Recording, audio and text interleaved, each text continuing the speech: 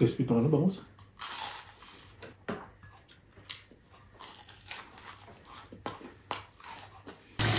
Kapag magluluto po kayo ng gisadong munggo, piprito po muna kayo ng tokwa. Huwag niyo pong mamadaliin, mas maganda po buuin tokwa para mas masarap. At saka mas maganda pong tignan. Sa pagpinrituhan po ng tokwa, dito po tayo magigisa na. Mas masarap po sa bawang golden brown. Huwag po yung ano, yung malasado o yung parang hilaw pa yung bawang. Mas masarap po talaga yung lutong-luto. Para mas lumasa po sa inyong niluluto. Huwag naman po yung sunog.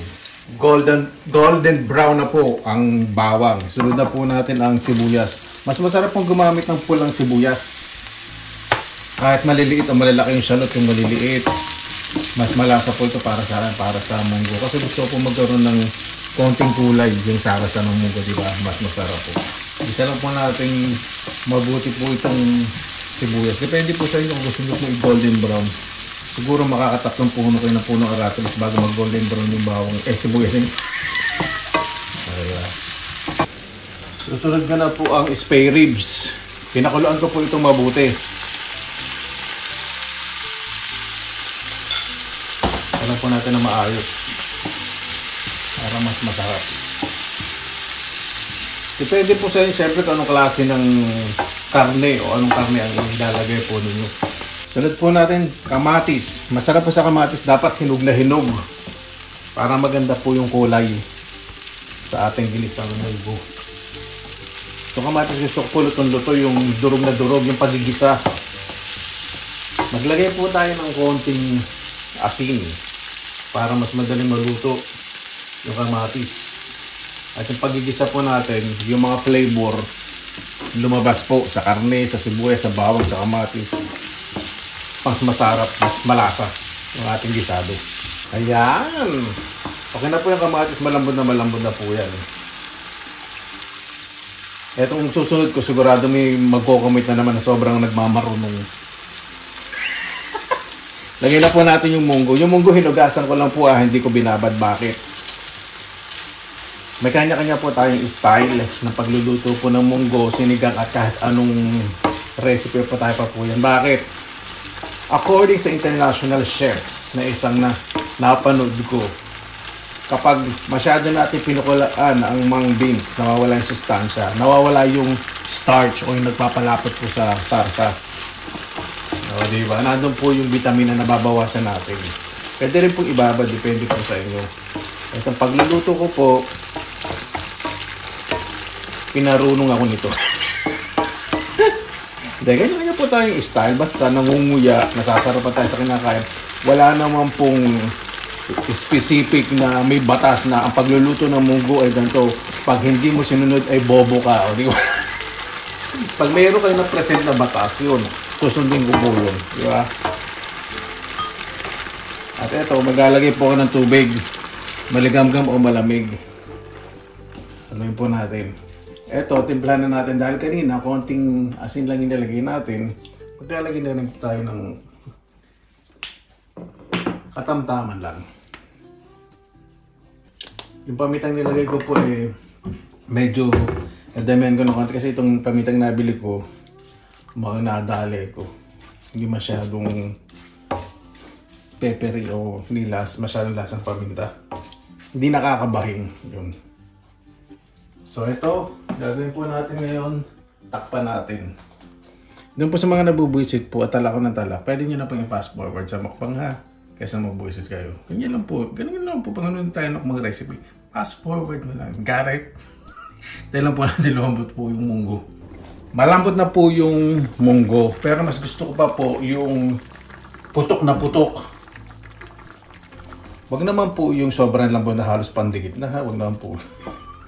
Kasi minsan di ba pag na-overcook ang munggo. Lalagay na po ako ng tokwa para ma-absorb yung liquid. Lalagay na rin ako. Etong hipon po kasi, boil na to kaya hindi ko po sinama sa paggisa. Pinakuluan na po yan. Haluin po natin mabuti para yung lasa maghalo at mas masarap. Ayan. Pakuluan natin at hanggang sa mas lumambot pa at pumutok ang munggo. Ayan, umuwi na siya na inip. Diba? Kailangan pag mag-invite kayo ng mga katsukar at kauntahan, lulutuin yung munggo para hindi makitanghalian sa inyo. Ang damat ano. Yan, medyo natutuyan po. So kanina po, plain na tubig lang ang nilagay ko para madali pong maluto yung munggo. Bakit hindi pinagkulaan ng baboy? Kasi merong konting mantika, so matatagalan yung process ng pagpapalambot po ng munggo. Ayun, magdadagdag na po tayo ng konti lang sabaw ng pinagkulaan ng spare ribs.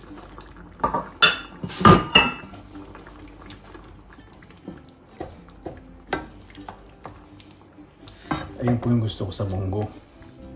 Yung pumuputok-putok lang. Ayoko po na masyadong sobrang lambot. Pakulan lang po natin bahagya bago po maglagay po tayo ng last ingredient. Ayan! O, diba? Kaya yung oras po ninyo, ilalaan po ninyo sa pamilya pag dumating. Para makaluto po kayo ng masarap na pagkain, hindi minamadali. Dahil sa mga latest na inaabangan ninyo. Mas excited pa kayo dun sa mga ikikwento sa inyo ng mga impacte kaysa iahain ninyo sa pamilya ninyo, di ba? Lagay na po natin itong ampalaya. Yung ampalaya ko po, ito po yung natira sa ibang mukbang po natin, yung mga pinasingaw na gulay. Pag may natitira po, nilalagay ko sa freezer. O, di ba? So, yung mga anak po ninyo, yung hindi masyadong mahilig sa mapait, sa gisadong munggo, ayan. Yan po ang gawin ninyo. Pagbibigay po naman yan ng konting pait. Pakaluan po natin at pag kumulo, ready na po. Isunod na po natin ang ating crispy spare ribs. Meron na po ako ditong pinakulong spare ribs. Dapat po malambot na malambot. Pinagulong ko lang po siya sa itlog. Sa nilagyan ko ng konting asin. Pinakuluan po ito sa paminta at asin. Ganyan lang po. Tapos meron po ang plain na harina, meron po itong asin sa paminta. Sa ating mix na harina, lagyan na po natin lahat ng spare ribs para kumapit po yung harina. Napakasarap po nito, lalo na kung kakain kayo na may mga sabaw o ganto lang. Tapos haluin lang po ninyo. Pakapitin lang po ninyo harina. Huwag po kayo mag-add ng additional na liquid. Pakakapitin lang po natin. Para pag pinarito po natin ito, hindi po matalsik. Saka pag pinarito po natin, itaktak po natin mabuti. Para sa mantika walang masunog na harina. Kapag magpiprito po kayo, dapat mainit po yung mantika. Lagay na po natin. Taktak po natin mabuti. Yan po ay magiging crispy. Ayan. Kapag tumahimik na po yung mantika, ibig sabihin, luto na po yan. Ito po may itsura, diba? Ang ganda. At susunod po natin, init ko po itong pritong bangus. Ganyan po pag may natitira ako, nilalagay ko sa freezer. Pero ito hindi na po frozen, siyempre. Kanina ko pa po ito nilabas sa freezer. Para crispy.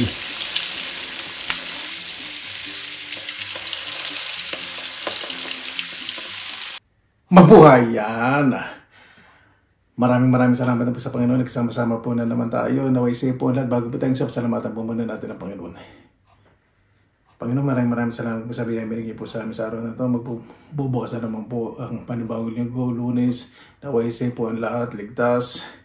Lalo na po yung mga malayo po sa kanilang mga mahal sa buhay. Kaya na po bahala po sa amin. Sinusuko na po namin sa inyo lahat sa kanan ni Jesus. Amin. Sana po natin. Lagi po ako ng Sensya na po, medyo wala ako sa sarili ko ngayon. Sa gutom.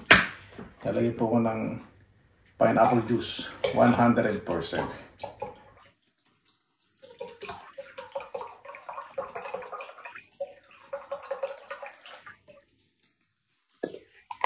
Nilagyan ko pa ng konting tubig.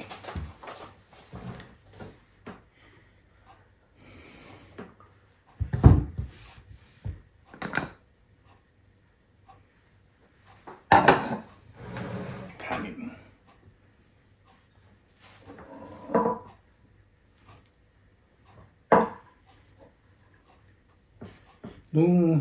Kasi may nagluto po na isang kilalang chef. Hindi ko na po sasabihin. Sabi niya, nagluto siya ng, hindi naman po style Pilipino. Parang ganyan, parang gisado o stew. Tapos sabi niya, mas maganda yung ganyan. Parang yung starch yung pag niluto niyo may bibigay na lapot. Gasan lang yung mabuti. Kasi pag minsan hindi gusto po yung munggo na pinakuluan. Tapos huhugasan. Diba? Wala na pong lapot.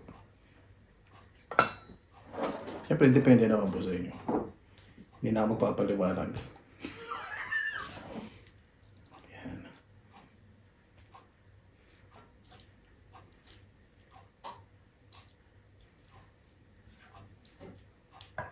Kuha tayo ng isang spare ribs lang. Kasi meron naman tayo yung crispy spare ribs eh.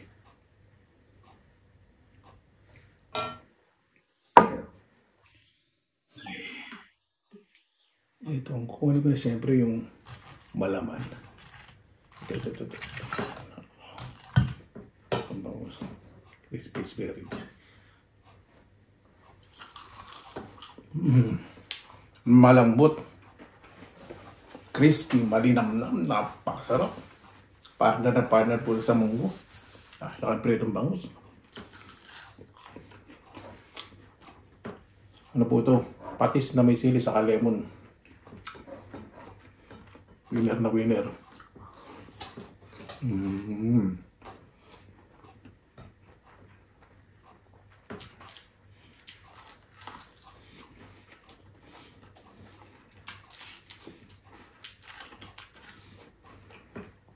Try niyo rin po ito. Kung para may ibang luto rin sa spare ribs, diba?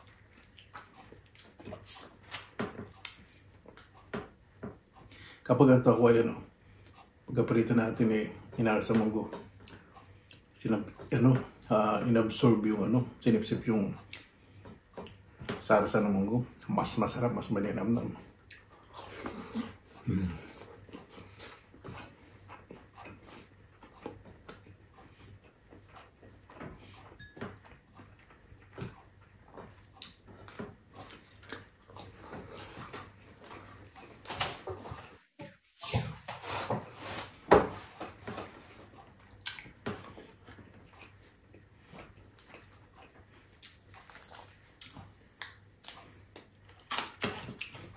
Crispy itong bangus. Sarap.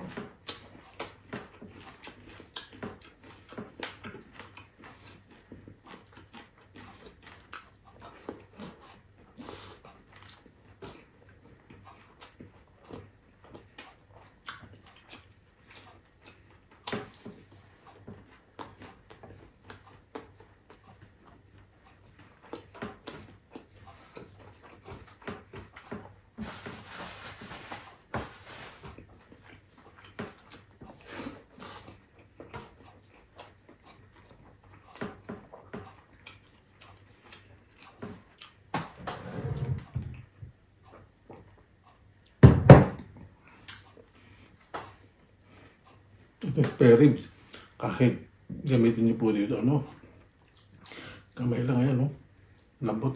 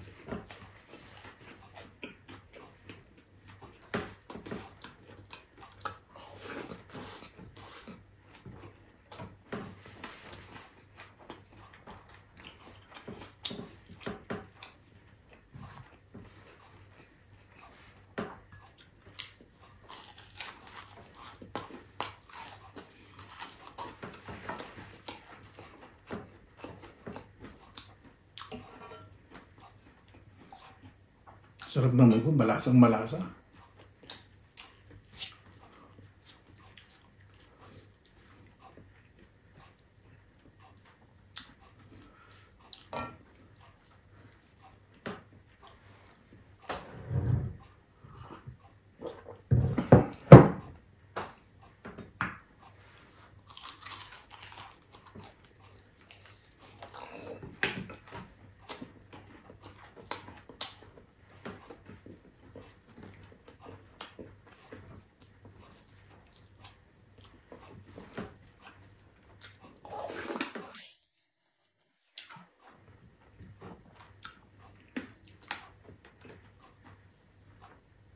Buto ng spare ribs.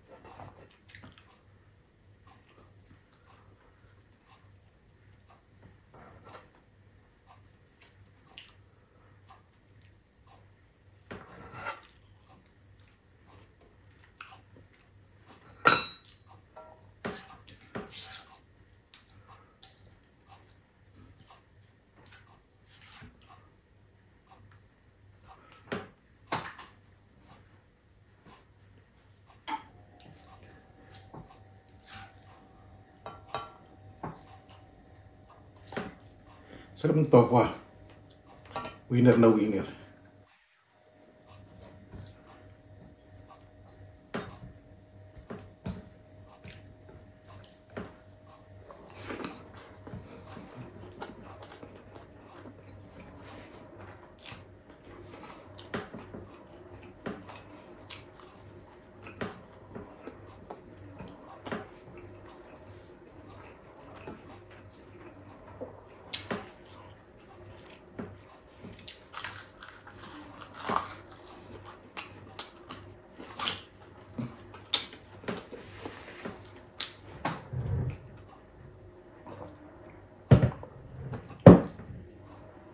Pag ako po ko ng crispy, ayoko pong ihahalo yung sauce. Kasi mawala yung crispiness, di ba? Kaya po pala talaga separate yung sauce. Nakabuod.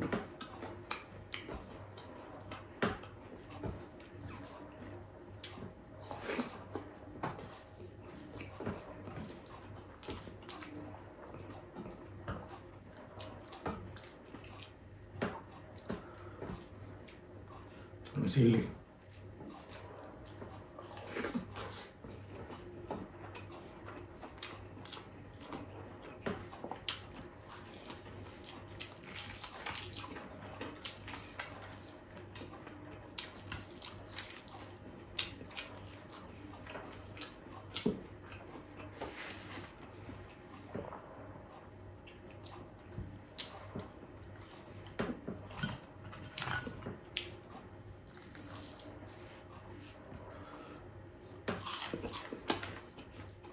Ang bangos.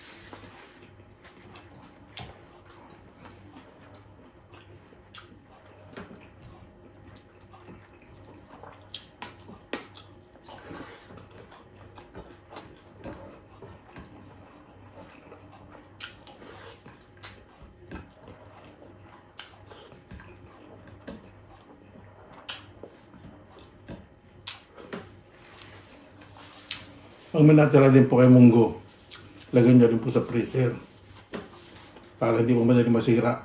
Pero ilagay nyo po sa maliliit na container na lalagyan. Parang gusto nyo init, pa konti-konti lang, hindi latas, hindi nyo basta babalik sa freezer, hindi po maganda yung ganun.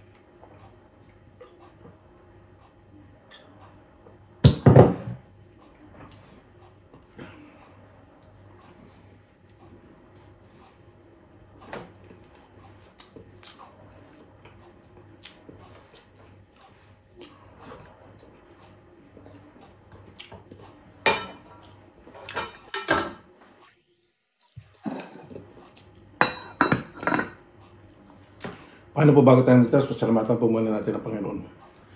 Panginoon, maraming salamat na po sa binigay niyo po sa araw na ito. Naway bawat isa po mas maging mabuti po sa kapwa. Sarap pong kamuhilos na wala pong iniwasan tao. Kayo na po bahala po sa amin. Sinusuko na po namin sa inyo lahat sa kanilang Isus. Amen. Paano po, maraming salamat na po sa inyo oras na ilan sa pinilang lakbay. Basta lagi po tayong positive vibes, good vibes. God bless ngayon po lang, magandang araw. Laban lang!